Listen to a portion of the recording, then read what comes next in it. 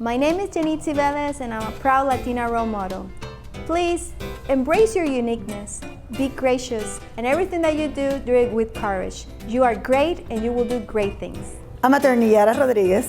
I am very proud to be a Latina role model. And for you, my message is never quit. Keep at it and work 24/7 for whatever dream you have, because your dream will become a reality. Are you proud to be Hispanic? Hispanics in Florida now have the first Hispanic car license plate in the United States. Be a proud Hispanic. Put the Hispanic plate on your car. I want to be a doctor. I want to be a scientist. I want to be an engineer. I want to be a police officer. I want to be a professional dancer. By getting the Hispanic plate for your car, you will support scholarships and community programs. Call now or visit HispanicAchievers.org. Hi, I'm Gloria Puerta from Freedom Fortified Community Organization, today in Latino role model. And be yourself. Try to have your purpose in life and be a legacy of service. My name is Milagros Rivera, and I'm a founder and mentor of Daughters of the Mighty King mentoring program for young girls. I am inspired and encouraged to be here because I want to see a new generation rise up.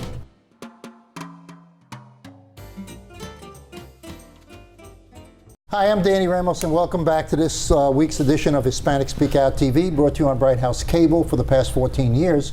Our show is about politics and it's about community issues, things that affect the Hispanic community directly and as a byproduct affect the community at large. Tonight we're going to be talking a little bit about Ramadan, and we have with us Hussain Jaffar, who is from the Muslim community here in Central Florida, and of course co-host Jose Miranda, who's co-host of Hispanic Speak Out.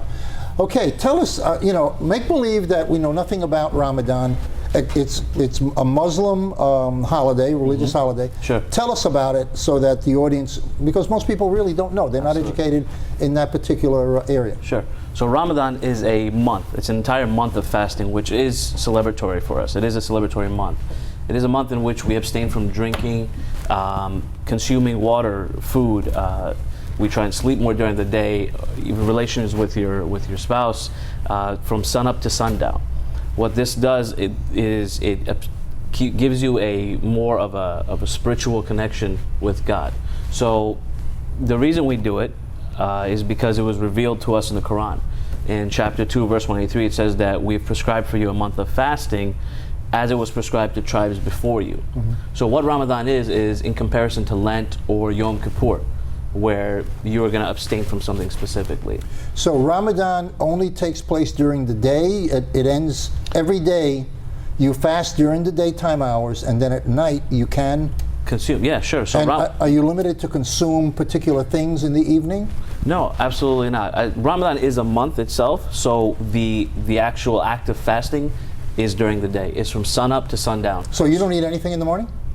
You try and wake up to eat something in the morning. So for me, I will wake up before the sun comes up. I'll try and eat something that will fuel me through the day. So some dates or some milk.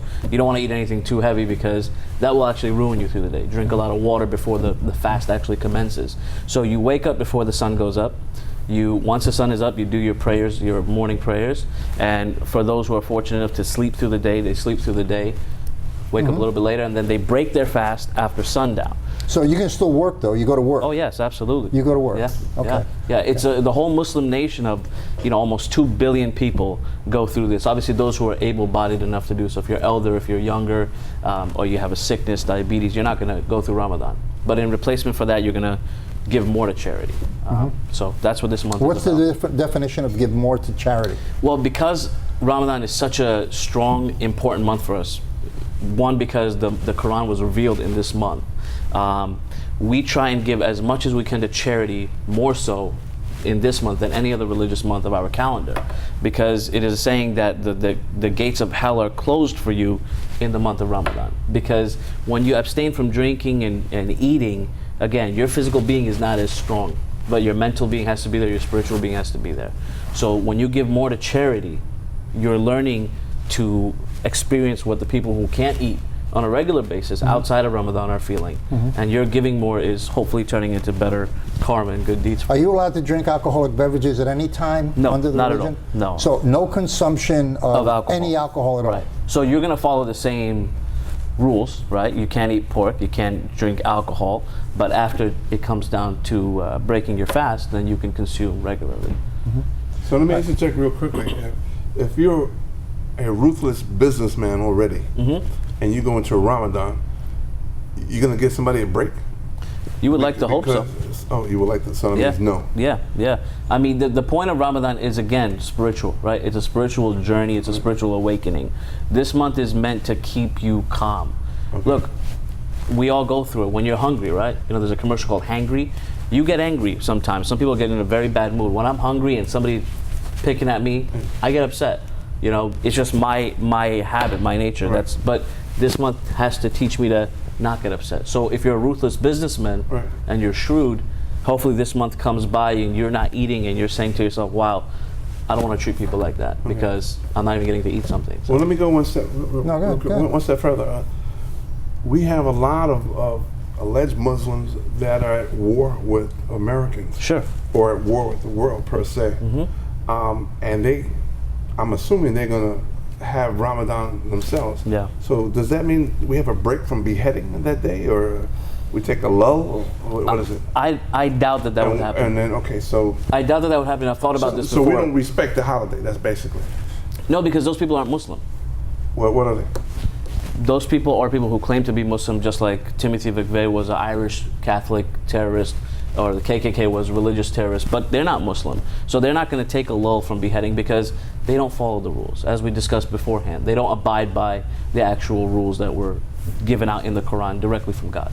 So you're saying there's only a small number of people who are non-religious, no matter what it is? Yeah, I would say non-religious, the small number of people, remember 0.1% of Muslims, of the 2 billion, are those who are in that ISIS category, Al-Qaeda, Daesh, or Boko Haram in Nigeria. That's a very little minority, but it creates such an impact, right? But to take your philosophy there, if this is 1% of a nation of 2 billion, let's say, okay, then how come the 2 billion are not speaking up against that 1% to make a change in the world, because that's not their philosophy? I, to be honest with you, wish, as I'd mentioned in my first time here, that we did take more of a stand. I'm very fortunate to be on this program, even though it's a regional program. I'm very fortunate to reach out to as many audiences as we can reach out to and say, this is not us. Why don't we take a stand collectively? We need to. We have to. A lot of communities are saying we're taking more of an active stand, more of an active stand. Well, now the month of Ramadan is coming.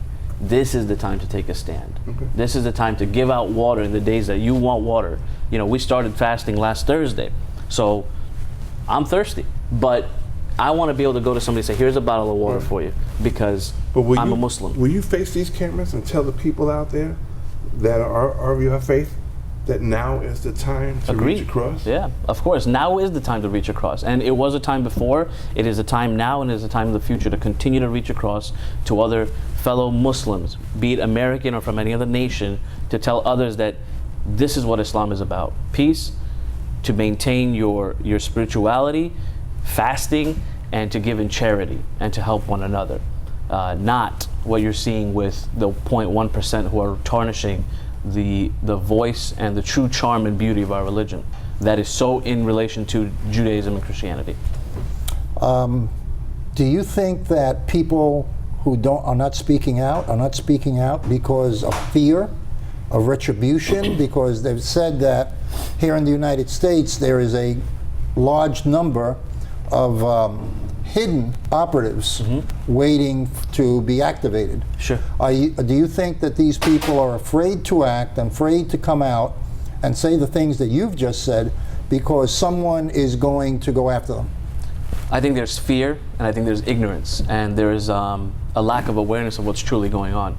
In our community, we may feel we're exempt from having to say anything, but it's come to a point where the media on every single station, be it a liberal or conservative media station, is not attacking, but has to embody the religion of Islam as a negative religion, and you can't blame them. So why are they doing it? It's out of fear, but it's out of ignorance and out of lack of awareness. We have to stand up and speak more.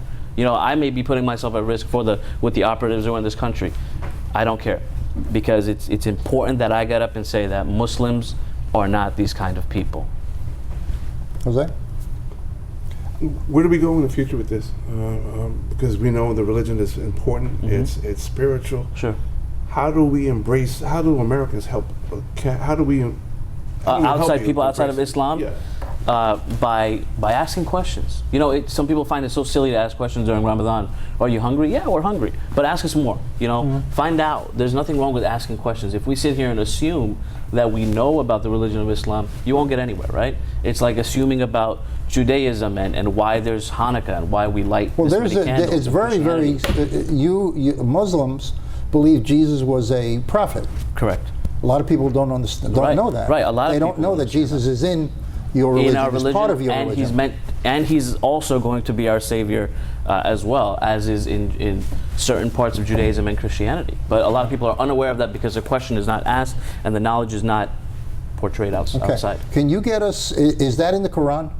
Yeah. With Jesus? Yeah, sure. Okay, can you get that for me? In fact, there is a whole chapter called Maryam, which is the mother of Jesus, the Virgin Mary. There's a whole chapter based around her, talking about her experience about the birth of Jesus and what she was supposed to do and fast from speaking and all that, and how she had fear of not having food and God provided the dates to her by shaking the tree. There's a whole chapter talking about Maryam, the Virgin Mary, and her son Jesus, and so it is in the Quran. Okay, we're going to break now.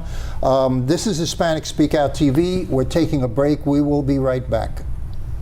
My name is Nilmarie Zapata, and I am a Latina role model because I believe that you can overcome any circumstances that come in your way and be the best version of yourself. Hello, I'm Sandra Rivera, and I'm a Latina role model.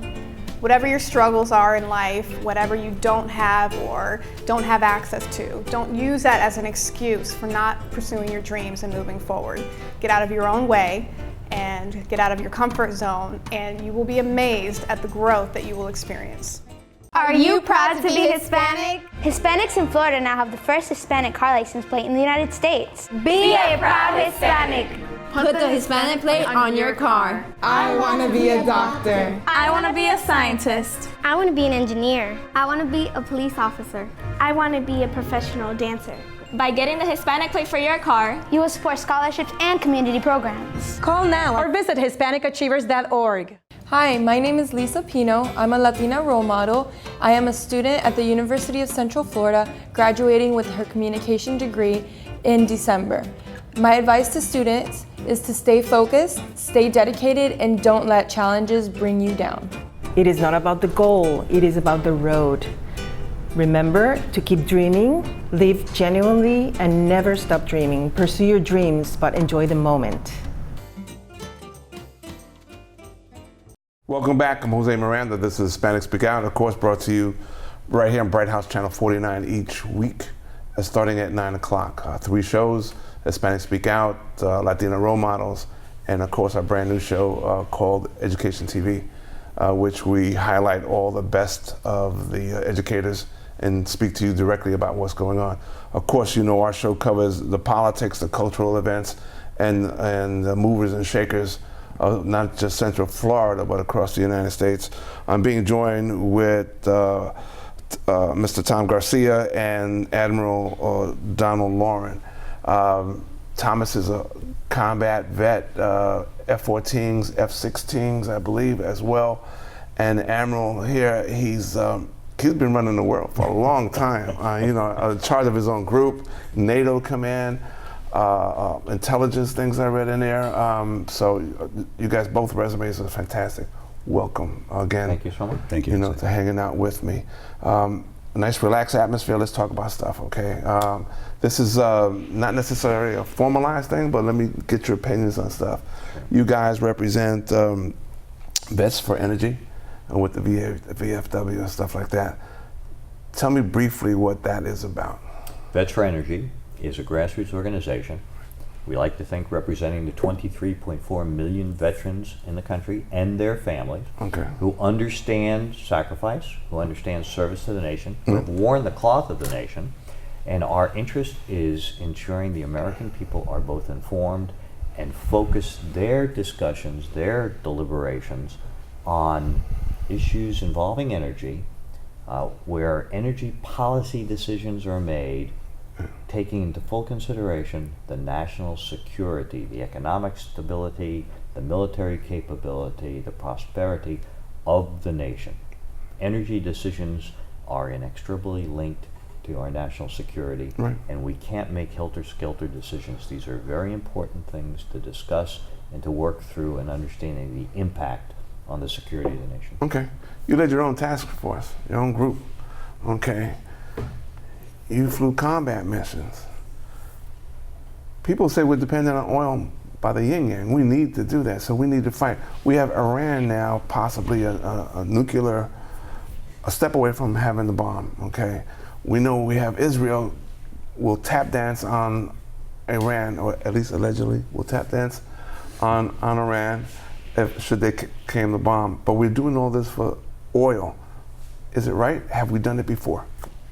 We have. In 1987, I was over in the Gulf where we were escorting Kuwaiti tankers. We were sweeping mines that Iran had laid in the Persian Gulf. The one thing I learned from that experience was Iran was extremely timid. I mean, they were bold on TV and what they were putting out there. They never launched any aircraft. I was flying right 20 miles within one of their biggest air bases, and they wouldn't launch any aircraft. They were afraid of us. Okay. And in the end, we had a little confrontation, and Ronald Reagan was going to use the full might of the military to go in and destroy one of their military bases, but gave them a little heads up just so they could have a chance to apologize, and they did. And that was the end of the whole operation over there. They stopped everything they were doing because they were so afraid of us.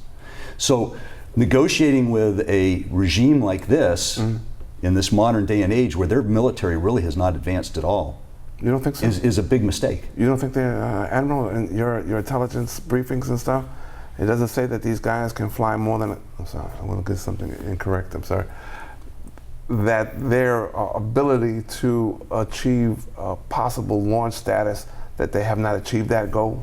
Well, you have to remember a couple of things. First of all, I'm not going to sit here and make an assessment, or current assessment, of the Iranian military capability. Right.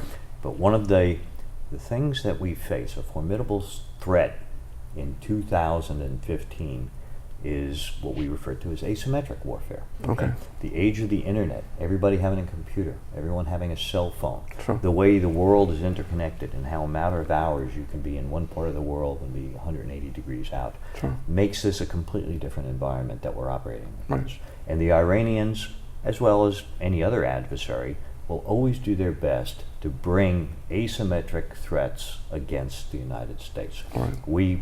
They don't have aircraft carriers, okay? They don't have nuclear ballistic missile submarines. And so from that perspective, they don't have as sophisticated a military capability. But they have oil. But they have cyber capability, they have the ability to conduct other, now I'm talking military to military. Right, right, military. Let me back up to your comment. I take a slightly different view on are we doing things for oil, okay?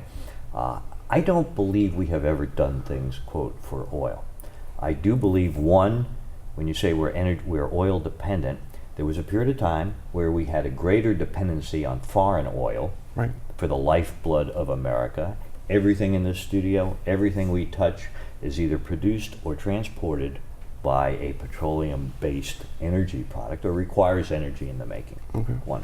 Two is what we do is not for oil, is for the ability to have unimpeded access, flow of commerce, whether it be through the Strait of Hormuz or on the oceans of the world, so that we have the right, and the world has the right, to have access to oil and energy, and that no nation will force the United States or its allies into a box on any particular issue, whether it be oil or whatever, and impede our ability to use the lanes of communication as we need to and in the interests of our nation. That's what we do things for. Are we not, in some aspects, we're going to use the thing that we're going to do it for mankind, basically. We're going to do some good things to create, as you said, not to box on anybody. But are we, in essence, bullies at the same time? Because we have the superpower, we have an outstanding military, we have the ability to bring it. I would never characterize, personal opinion, I would never characterize the United States as a bully, okay? Now, at the end of the day, There are things superpowers do that they determine are in the best interests of that particular nation, those people. And let's be honest, that's what our elected officials are paid to do. You know, defend the United States, protect from all enemies, foreign and domestic, ensure the blessings of liberty for ourselves and our posterity. So at the end of the day, I do believe the United States is bound to act in the best interest of the United States.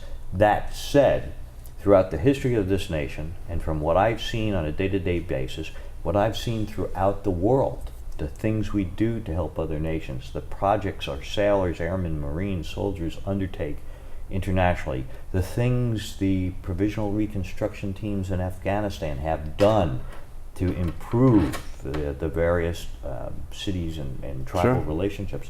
There is no nation, in my opinion, that has been more generous, more cooperative in working with other nations. So I take exception to calling us bullies, but I do say it is tantamount responsibility for the leaders of the United States to always act in the best interest of the United States. Thomas, have we gotten to a point where, because we have our energy, because we have the ability to keep to ourselves, should we now pull back from the rest of the world and say, hey, it's about time you guys pull up your pants and get it done on your own?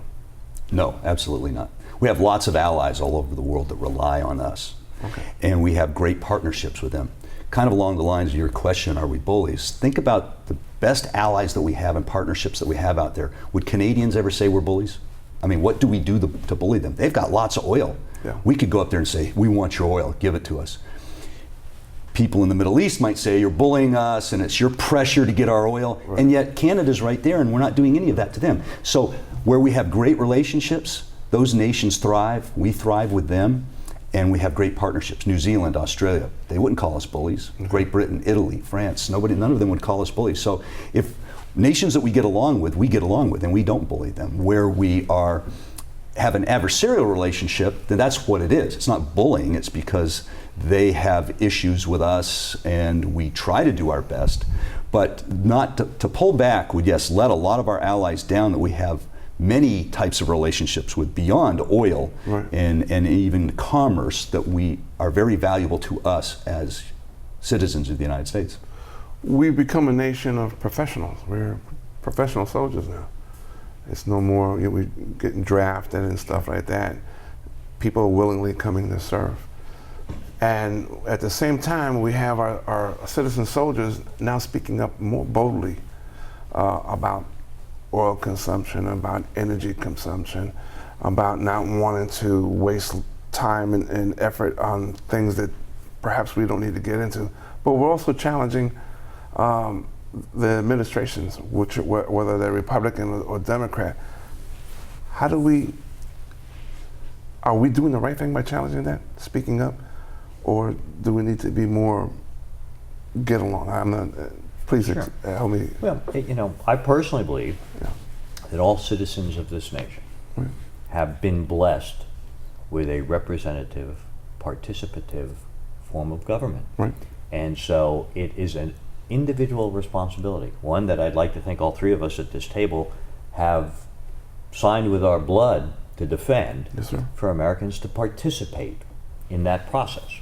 We have a representative form of government where your elected representative has to best represent the views of the constituency. Now, determining how you bring diverse views together is a difficult task, and I admit that. But the reality is, so first of all, I believe it's the responsibility of every American to participate in the discourse. One. Now, for those serving in government and wearing the uniform of the nation, there's a dividing line, okay? There are venues as a private citizen where you can exercise those rights, okay? You have to be cautious to not extend across any boundary. But you do extend that as well at the ballot box. For those people that are no longer in government, it's imperative that many of us bring an informed experience and a knowledge of a subject to bear so that people have available to them a wide range of information to make the best informed decisions as to what they think is best. Clearly, Everything cannot have a government perspective associated with it. There have to be different views. Appreciate it. Real quick, how could we get a hold of you? Veteransforenergy.org. Excuse me, there's my New York Yeah, accent. you can get a hold of any of the representatives for all the states at vetsforenergy.org. And of course, my email is pretty simple, tom@tomgarcia.com. All right. Guys, thank you. Our pleasure. Thank you for having us. Thank you for serving. Thank you, Jose. Thank you for Okay. serving. You know, I'm Jose Miranda. This is Hispanic Speak Out. We'll see you again next week, same time.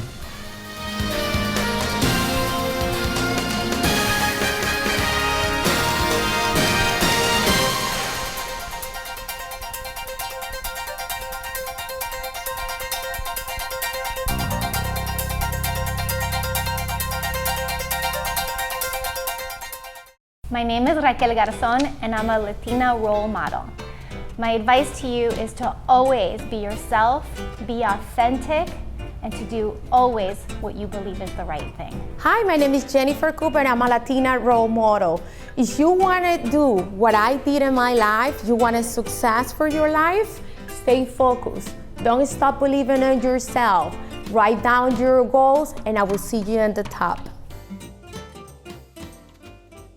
Are you proud to be Hispanic? Hispanics in Florida now have the first Hispanic car license plate in the United States. Be a proud Hispanic.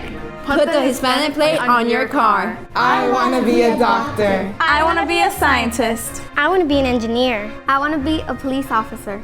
I want to be a professional dancer. By getting the Hispanic plate for your car, you will support scholarships and community programs. Call now or visit HispanicAchievers.org. Hi, and I'm Altero, and I'm a Latina role model. And I want to tell you, cut your excuses in half and face your fears. Fears are holding you back to becoming who you are meant to be in this world. Everybody has the potential to become whoever they decide to do. Follow your passion, follow your dream, and you'll be happy always.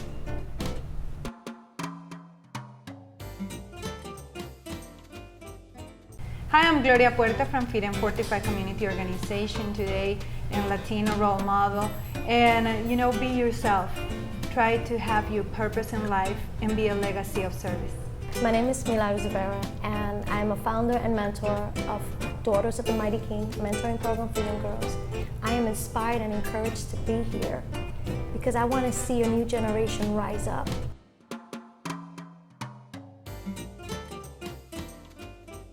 Are you proud to be Hispanic? Hispanics in Florida now have the first Hispanic car license plate in the United States. Be a proud Hispanic. Put the Hispanic plate on your car. I want to be a doctor. I want to be a scientist. I want to be an engineer. I want to be a police officer. I want to be a professional dancer. By getting the Hispanic plate for your car, you will support scholarships and community programs. Call now or visit HispanicAchievers.org. My name is Nilmarie Zapata, and I am a Latina role model because I believe that you can overcome any circumstances that come in your way and be the best version of yourself. Hello, I'm Sandra Rivera, and I'm a Latina role model. Whatever your struggles are in life, whatever you don't have or don't have access to, don't use that as an excuse for not pursuing your dreams and moving forward. Get out of your own way and get out of your comfort zone, and you will be amazed at the growth that you will experience. Hi, my name is Lisa Pino. I'm a Latina role model. I am a student at the University of Central Florida, graduating with her communication degree in December. My advice to students is to stay focused, stay dedicated, and don't let challenges bring you down. It is not about the goal, it is about the road. Remember to keep dreaming, live genuinely, and never stop dreaming. Pursue your dreams, but enjoy the moment. My name is Janitzi Velez, and I'm a proud Latina role model. Please embrace your uniqueness, be gracious, and everything that you do it with courage. You are great and you will do great things. I'm Attorney Yara Rodriguez. I am very proud to be a Latina role model. And for you, my message is never quit. Keep at it and work 24/7 for whatever dream you have, because your dream will become a reality.